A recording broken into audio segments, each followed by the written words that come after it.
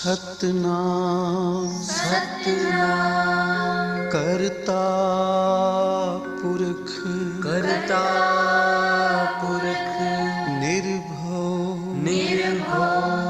निर्वैर अकाल मूरत अजूनी सैभं गुर प्रसाद जप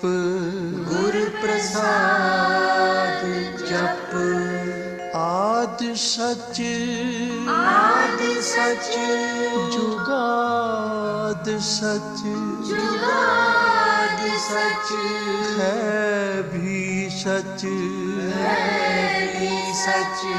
नानक होसी भी सच नानक होसी भी सच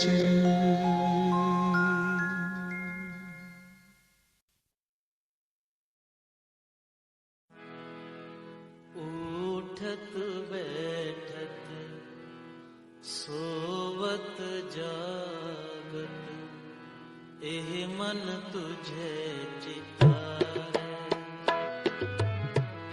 उठत बैठत सोवत जागत एह मन तुझे चितारे।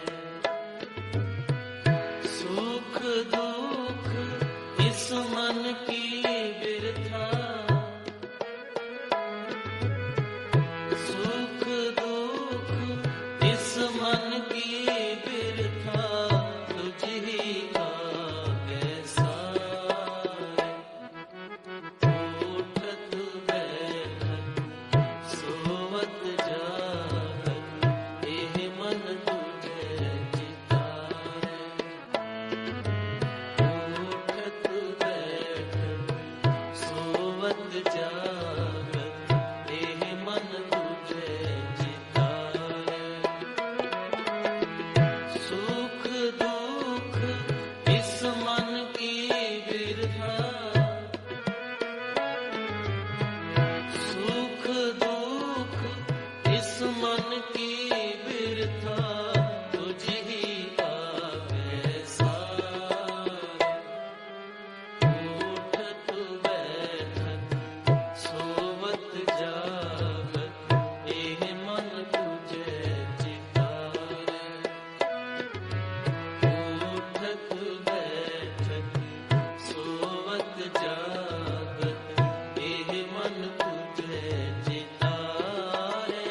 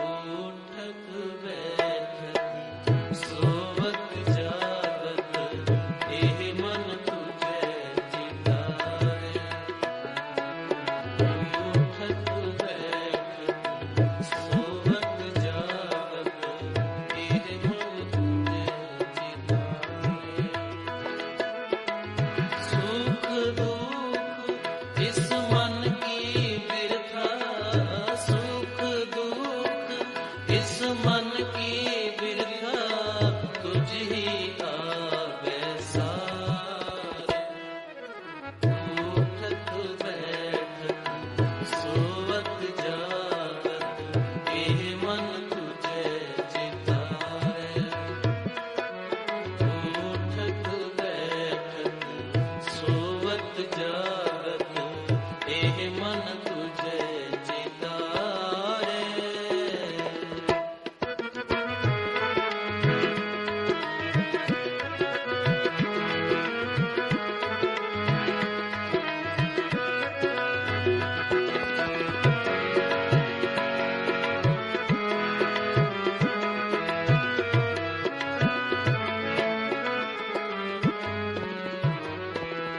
तू मेरी ओट बल बुध तन तुम ही, तुम है मेरे परवारे।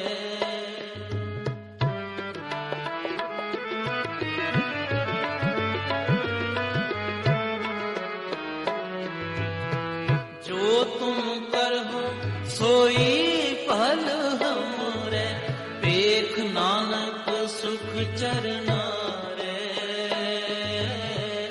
जो तुम करहो सोई फल हमरे, पेख नानक सुख चरना रे। उठत बैठत सोवत जागत, एह मन तुझे चिताए।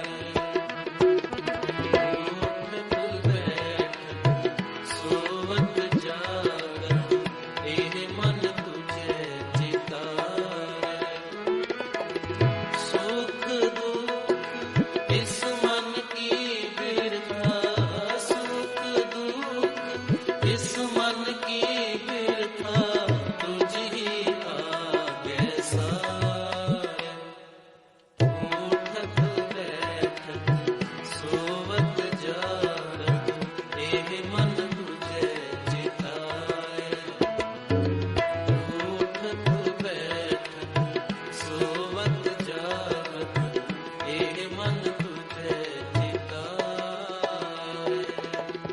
एह मन तुझे चितारे, एह मन तुझे चितारे।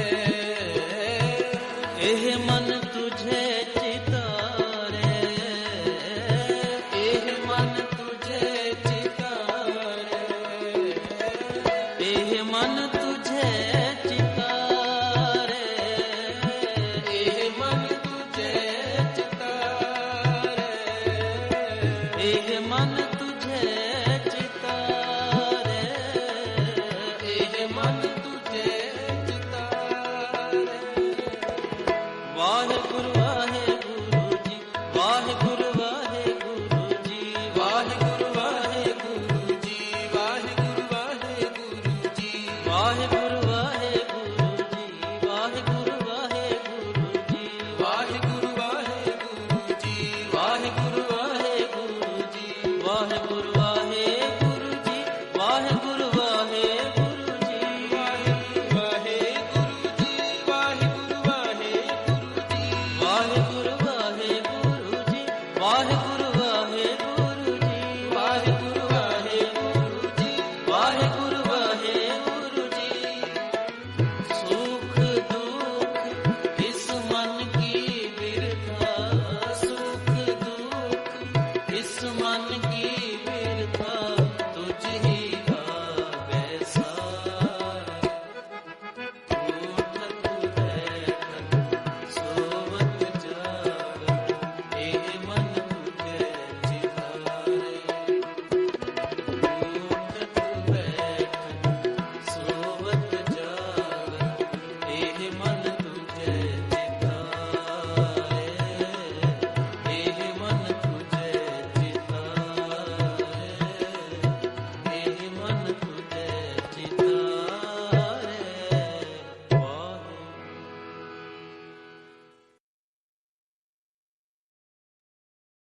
जय गुरु जी। शुक्राना गुरु जी, बहुत बहुत शुक्राना गुरु जी आज की इन घड़ियों को बख्शने का।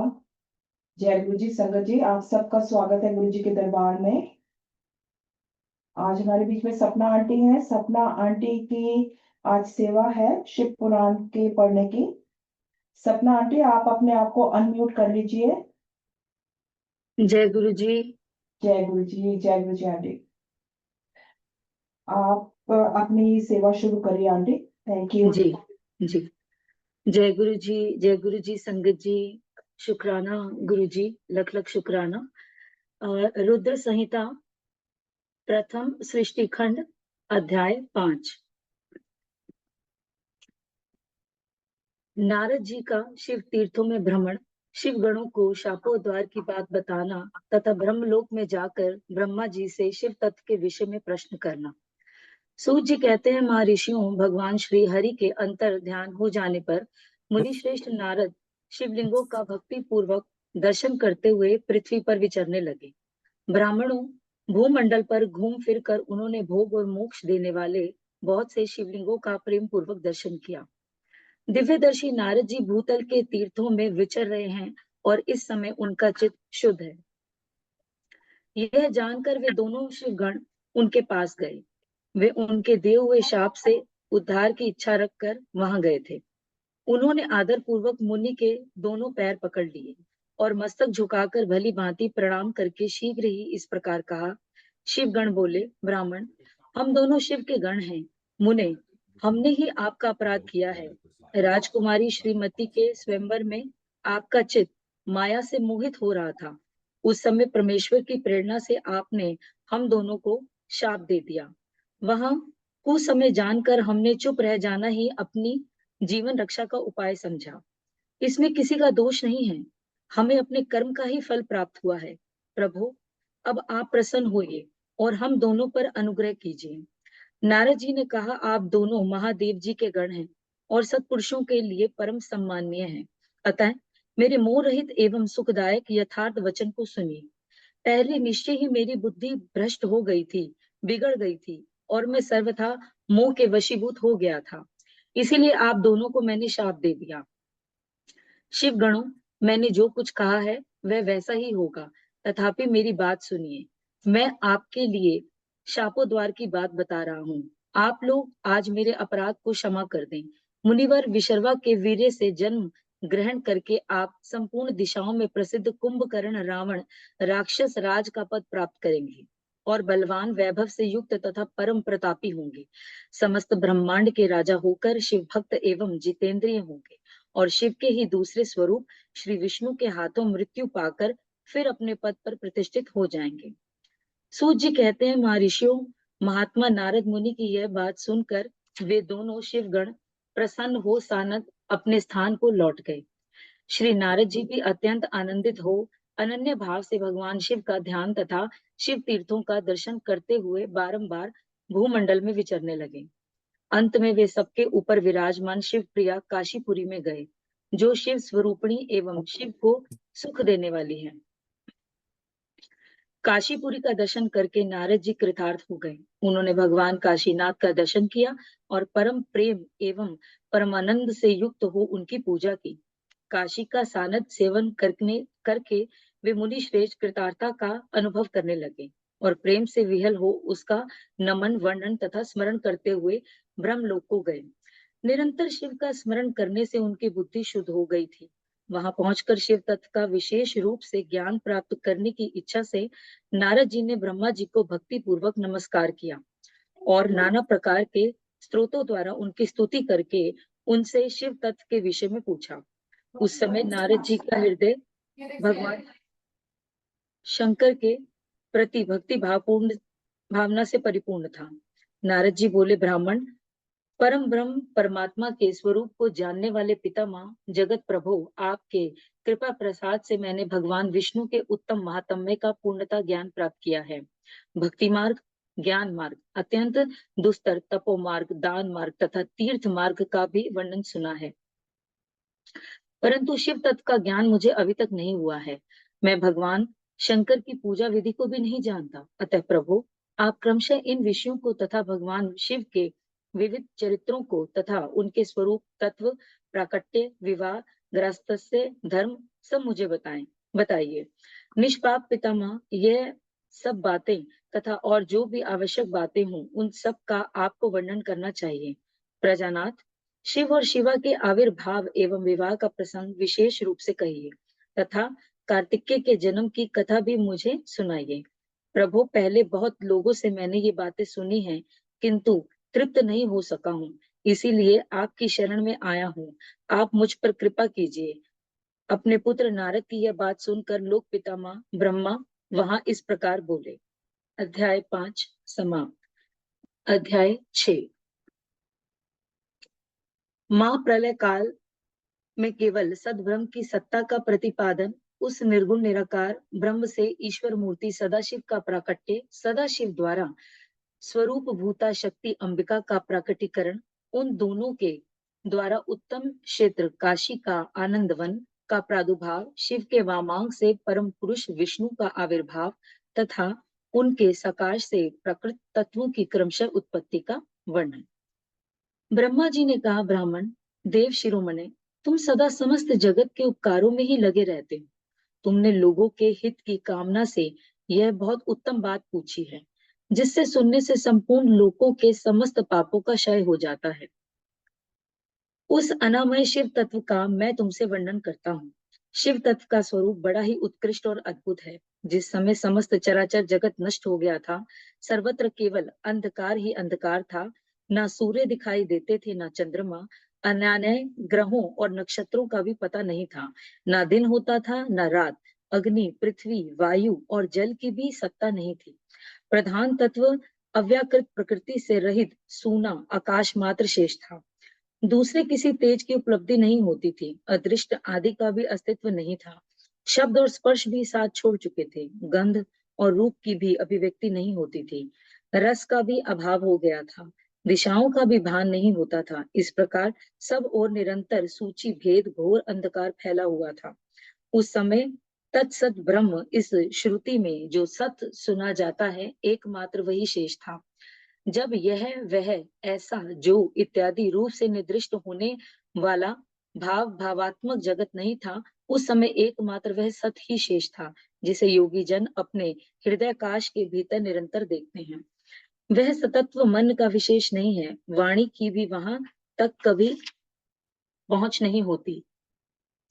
वह नाम तथा रूप रंग से भी शून्य है। वह ना स्थूल है, न कृष्ण, न हसर है, न दीर्घ, न तथा न लघु है, न गुरु। उसमें ना कभी वृद्धि होती है, न हास। श्रुति भी उसके विषय में चकित भाव से है। इतना ही कहती है, अर्थात उसकी सत्ता मात्र का ही निरूपण कर पाती है। उसका कोई विशेष विवरण देने में असमर्थ हो जाती है।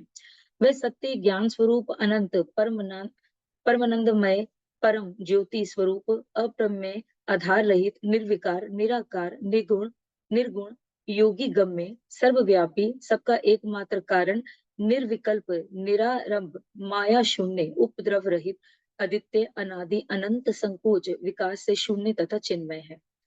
जिस परम ब्रह्म के विषय में ज्ञान और अज्ञान से पूर्ण उक्तियों द्वारा इस प्रकार ऊपर बताए अनुसार विकल्प किए जाते हैं, उसने कुछ काल के बाद सृष्टि का समय आने पर द्वितीय की इच्छा प्रकट की। उसके भीतर एक से अनेक होने का संकल्प उदित हुआ। तब उस निराकार परमात्मा ने अपनी लीला शक्ति से अपने लिए मूर्ति आकार की कल्पना की। वह मूर्ति संपूर्ण ऐश्वर्य गुणों से संपन्न, सर्व ज्ञानमयी, शुभ स्वरूपा, सर्वव्यापिनी, सर्वरूपा, सर्वदर्शिनी, सर्वकारिणी, सबकी एकमात्र वंदनीय, सर्वदा सब कुछ देने वाली और संपूर्ण संस्कृतियों का केंद्र थी। उस शुद्ध रूपिणी ईश्वर मूर्ति की कल्पना करके वह अद्वितीय अनादि अनंत सर्व प्रकाश का चिन्मय सर्वव्यापी और अविनाशी परम ब्रह्म अंतर रहित हो गया। जो मूर्ति रहित परम ब्रह्म है, उसी की मूर्ति चिन्मय आकार भगवान सदाशिव है। अवार्चीन और प्राचीन विद्वान उन्हीं को ईश्वर कहते हैं। उस समय एकाकी रहकर स्वेच्छानुसार विहार करने वाले उन सदाशिव ने अपने विग्रह से स्वयं ही एक स्वरूप भूता शक्ति की सृष्टि की, जो उनके अपने श्री अंग से कभी अलग होने वाली नहीं थी। उस पराशक्ति को प्रधान, प्रकृति, गुणवती, माया, बुद्धि तत्व की जननी तथा विकार रहित बताया गया है। वह शक्ति अंबिका कही गई है। उसी को प्रकृति, सर्वेश्वरी, त्रिदेव जननी, नित्या और मूल कारण भी कहते हैं। सदाशिव द्वारा प्रकट की गई उस शक्ति के 8 भुजाएं हैं। उस शुभ लक्षणा देवी की मुख की शोभा विचित्र है। वह अकेली ही अपने मुखमंडल में सदा एक सहस्त्र चंद्रमाओं की कांति धारणा करती है। नाना प्रकार के आभूषण उसके श्री अंगों की शोभा बढ़ाते हैं। वह देवी नाना प्रकार की गतियों से संपन्न है। और अनेक प्रकार के अस्त्र शस्त्र धारण करती है। उसके खुले हुए नेत्र खिले हुए कमल के समान जान पड़ते हैं।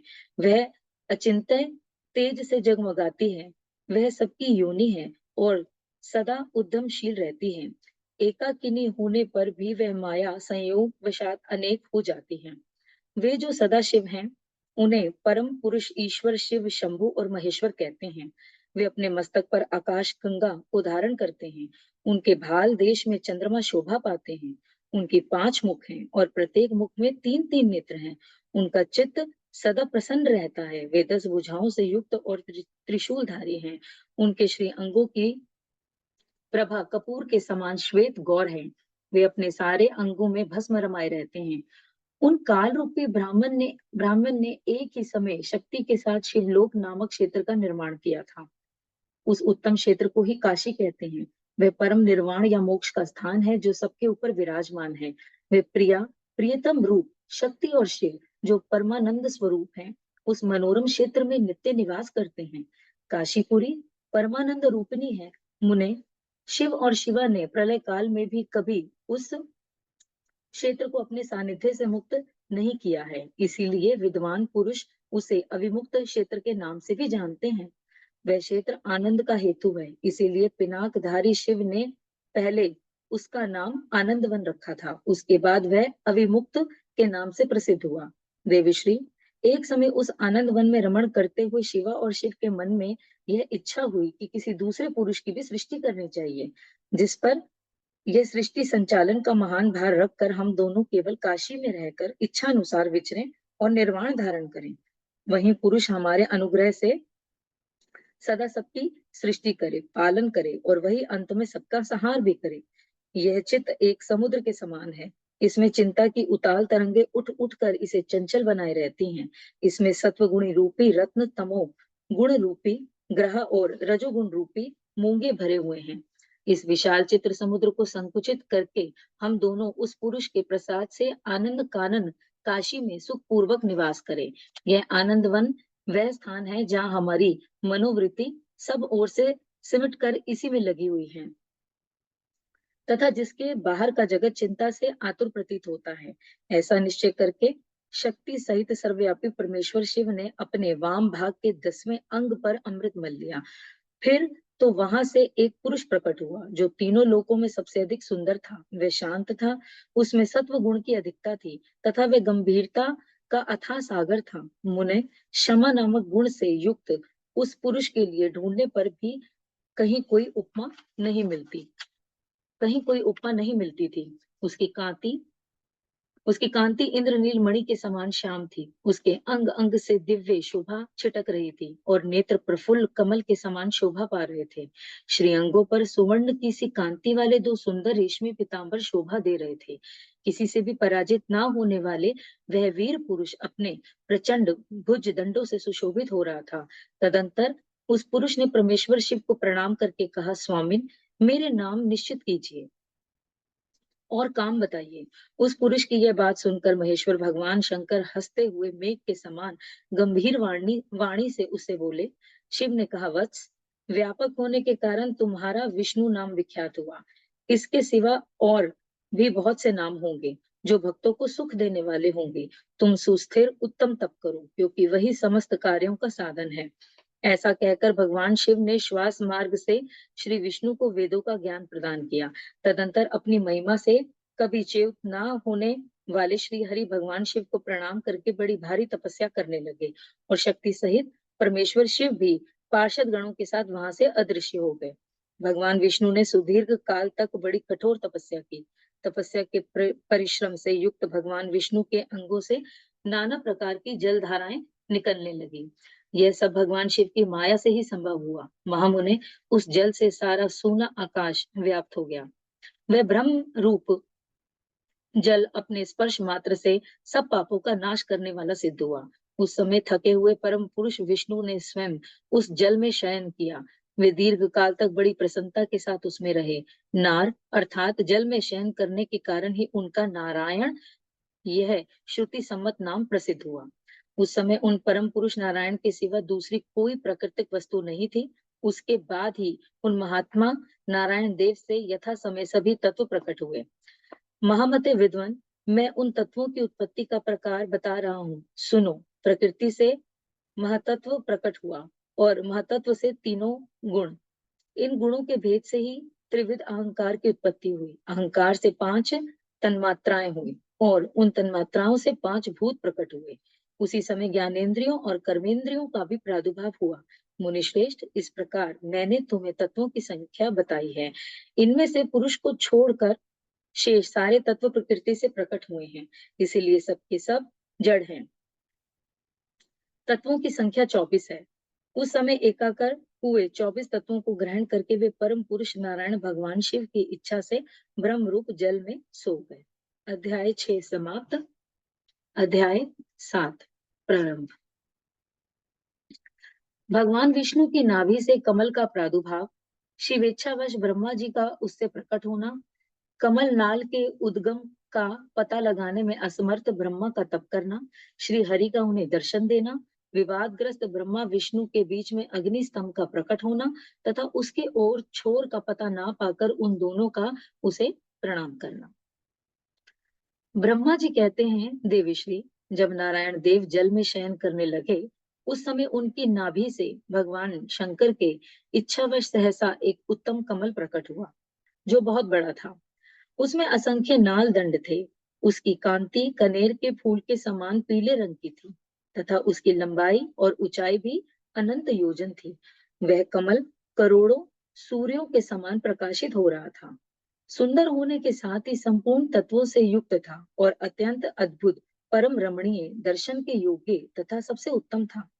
तत्पश्चात कल्याणकारी परमेश्वर सांब सदाशिव ने पूर्ववत प्रयत्न करके मुझे अपने दाहिने अंग से उत्पन्न किया। मुने, उन महेश्वर ने मुझे तुरंत ही अपनी माया से मोहित करके नारायण देव के नाभि कमल में डाल दिया और लीला पूर्वक मुझे वहां से प्रकट किया। इस प्रकार उस कमल के पुत्र के रूप में मुझे हिरण्य गर्भ का जन्म हुआ। मेरे 4 मुख हुए और शरीर की कांति लाल हुई। मेरे मस्तक त्रिपुंड की रेखा से अंकित थे। तात भगवान शिव की माया से मोहित होने के कारण मेरी ज्ञान शक्ति इतनी दुर्बल हो रही थी कि मैंने उस कमल के सिवा दूसरे किसी को अपने शरीर का जनक या पिता नहीं जाना। मैं कौन हूँ, कहाँ से आया हूँ, मेरा कार्य क्या है, मैं किसका पुत्र होकर उत्पन्न हुआ हूँ और किसने इस समय मेरा निर्माण किया है। इस प्रकार संशय में पड़े हुए मेरे मन में यह विचार उत्पन्न हुआ, मैं किस लिए मोह में पड़ा हुआ हूँ। जिसने मुझे उत्पन्न किया है उसका पता लगाना तो बहुत सरल है। इस कमल पुष्प का जो पत्र युक्त नाल है उसका उद्गम स्थान इस जल के भीतर नीचे की ओर है। जिसने मुझे उत्पन्न किया है वह पुरुष भी वही होगा, इसमें संशय नहीं है। ऐसा निश्चय करके अपने को कमल से नीचे उतारा। मुने, मैं उस कमल की एक एक नाल में गया और सैकड़ों वर्षों तक वहां भ्रमण करता रहा, किंतु कहीं भी उस कमल के उद्गम का उत्तम स्थान मुझे नहीं मिला। तब पुनः संशय में पड़कर मैं उस कमल पुष्प पर जाने को उत्सुक हुआ और नाल के मार्ग से उस कमल पर चढ़ने लगा। इस तरह बहुत ऊपर जाने पर भी मैं उस कमल के कोश को ना पा सका। उस दशा में मैं और भी मोहित हो उठा। मुने, उस समय भगवान शिव की इच्छा से परम मंगलमय उत्तम आकाशवाणी प्रकट हुई, जो मेरे मोह का विध्वंस करने वाली थी। उस वाणी ने कहा, तपस्या करो। उस आकाशवाणी को सुनकर मैंने अपने जन्मदाता पिता का दर्शन करने के लिए उस समय पुनः प्रयत्न पूर्वक 12 वर्षों तक घोर तपस्या की। तब मुझ पर अनुग्रह करने के लिए ही 4 भुजाओं और सुंदर नेत्रों से सुशोभित भगवान विष्णु वहां सहसा प्रकट हो गए। उन परम पुरुष ने अपने हाथों में शंख, चक्र, गदा और पद्य धारण कर रखे थे। उनके सारे अंग सजल जलधर के समान श्याम कांति से सुशोभित थे। उन परम प्रभु ने सुंदर पीतांबर पहन रखा था। उनके मस्तक आदि अंगों में मुकुट आदि महामूल्यवान आभूषण शोभा पाते थे। उनका मुखारबिंद प्रसन्नता से खिला हुआ था। मैं उनकी छवि पर मोहित हो रहा था। वे मुझे करोड़ों कामदेवों के समान मनोहर दिखाई दिए। उनका वह अत्यंत सुंदर रूप देखकर मुझे बड़ा आश्चर्य हुआ।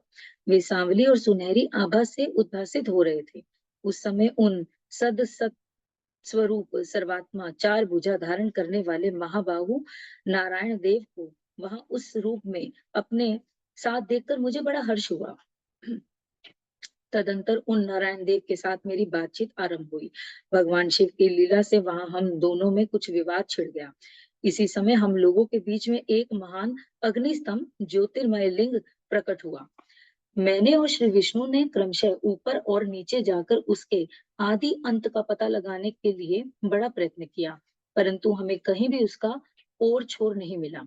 मैं थककर ऊपर से नीचे लौट आया और भगवान विष्णु भी उसी तरह नीचे से ऊपर आकर मुझसे मिले। हम दोनों शिव की माया से मोहित थे। श्री हरि ने मेरे साथ आगे पीछे और अगल बगल से परमेश्वर शिव को प्रणाम किया। फिर वे सोचने लगे, यह क्या वस्तु है? इसके स्वरूप का निर्देश नहीं किया जा सकता, क्योंकि ना तो इसका कोई नाम है और ना कर्म ही है। लिंग रहित तत्व की यहाँ लिंग भाव को प्राप्त हो गया है। ध्यान मार्ग में भी इसके स्वरूप का कुछ पता नहीं चलता। इसके बाद मैं और श्री हरि दोनों ने अपने चित्त को स्वस्थ करके उस अग्नि स्तंभ को प्रणाम करना आरंभ किया। हम दोनों बोले, महाप्रभु, हम आपके स्वरूप को नहीं जानते। आप जो कोई भी क्यों ना हो, आपको हमारा नमस्कार है। महेशान, आप शीघ्र ही हमें अपने यथार्थ रूप का दर्शन कराइए। मुनि श्रेष्ठ, इस प्रकार अहंकार से आविष्ट हुए हम दोनों ही वहां नमस्कार करने लगे। ऐसा करते हुए हमारे 100 वर्ष बीत गए। अध्याय 7 समाप्त। जय गुरु जी।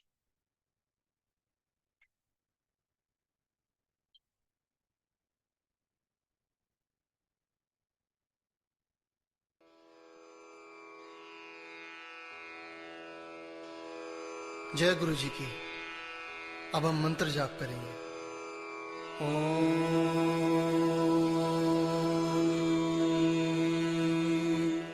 नमः शिवाय।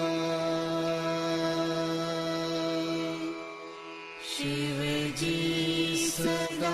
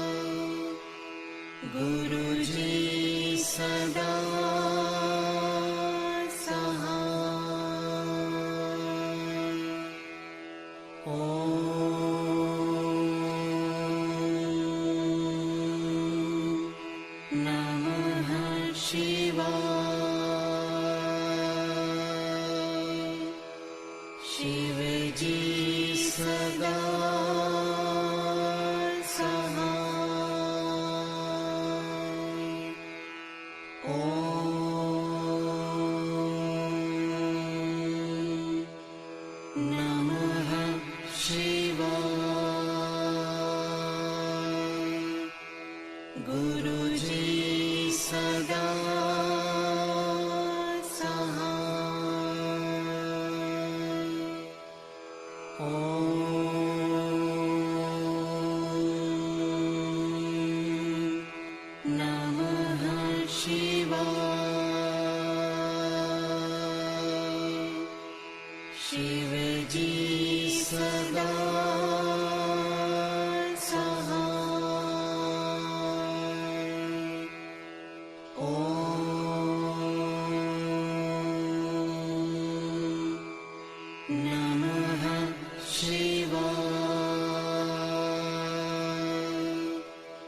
गुरु जी सदा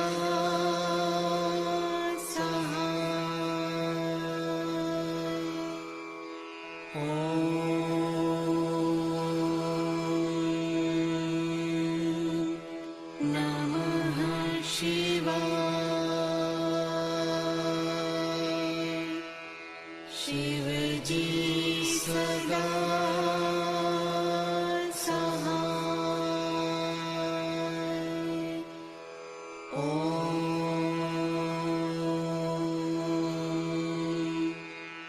नमः शिवाय। गुरु जी सदा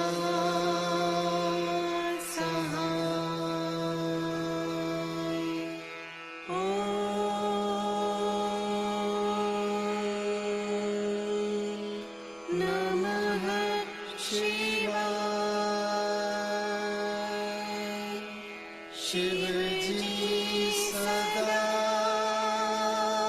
सहाय। ओम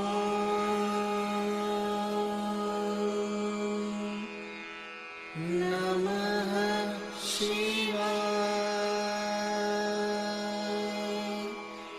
गुरु जी सदा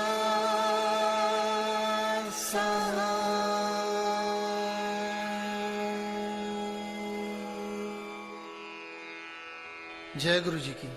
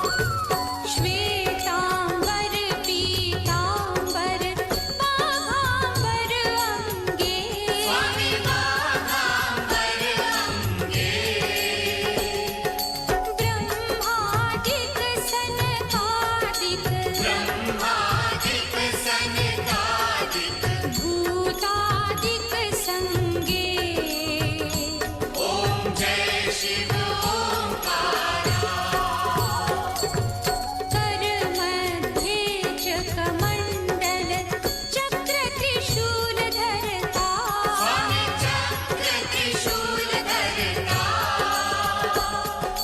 जग करता जग हरता जग करता जग हरता जग पालन करता ओम जय शिव ओंकारा ब्रह्मा विष्णु सदा शिव जानत अविवेका स्वामी जानत अविवेका प्रणवाक्षर के मध्य प्रणवाक्षर के मध्य ये तीनों एका ओम जय शिव ओंकारा त्रिगुण स्वामी जी की आरती जो कोई जन गावे स्वामी जो कोई जन गावे कहते शिवानंद स्वामी कहते शिवानंद स्वामी मन वांछित फल पावे ओम जय शिव ओंकारा ओम जय शिव ओंकारा प्रभु हरि शिव ओंकारा ब्रह्मा विष्णु सदा शिव ब्रह्मा विष्णु सदा शिव अर्धांगी धारा ओम जय शिव ओंकारा ओम जय शिव ओंकारा प्रभु हरि शिव ओंकारा ब्रह्मा विष्णु सदा शिव ब्रह्मा विष्णु सदा शिव अर्धांगी धारा ओम जय Shiv Omkara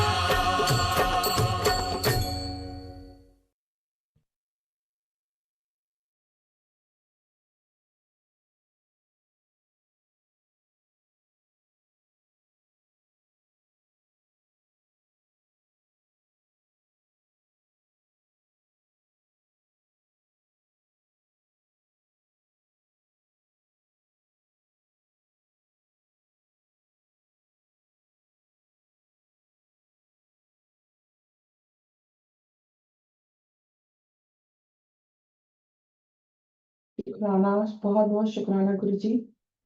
thank you so much. आज की शाम के लिए आपके दरबार में सारी संगत के साथ बैठकर आपकी इज्जत करने का गुरु जी बहुत बहुत शुक्राना। थैंक यू सो मच संगत जी, आप सबका भी गुरु जी के दरबार में आने का और सबके साथ बैठकर एक दूसरे के साथ बैठकर गुरु जी के शिव पुराण की महिमा का गान करने का बहुत बहुत शुक्राना है। आप सबके बगैर ये सब बिल्कुल मुमकिन नहीं था, हो नहीं सकता था, बिल्कुल भी नहीं हो सकता था। मैं आप लोगों के लिए बहुत बहुत गुरु जी से दुआएं मांगती, गुरु जी सारी संगत पर अपनी कृपा दृष्टि हमेशा बनाए रखना, हर पल पल का शुक्राना जो आप हम सबकी टेक केयर कर रहे हैं। थैंक यू सो मच गुरु जी। संगत जी, सपना aunty, thank you so much for आज की सेवा का। संगत जी, मंडे को बिकॉज दिवाली है तो टाइमिंग हमारे शिव पुराण के 8 से 9 के हैं, actually 7:45 to 9 o'clock, but because of Diwali, क्योंकि वो टाइम जो है वो पूजा का भी है, दिवाली के पूजन का भी है अराउंड, मैंने आज पता किया था तो आई थिंक 7 o'clock से लेकर 7:06 से लेके 8 बजकर कुछ मिनट तक है मुहूर्त है दिवाली की पूजा का।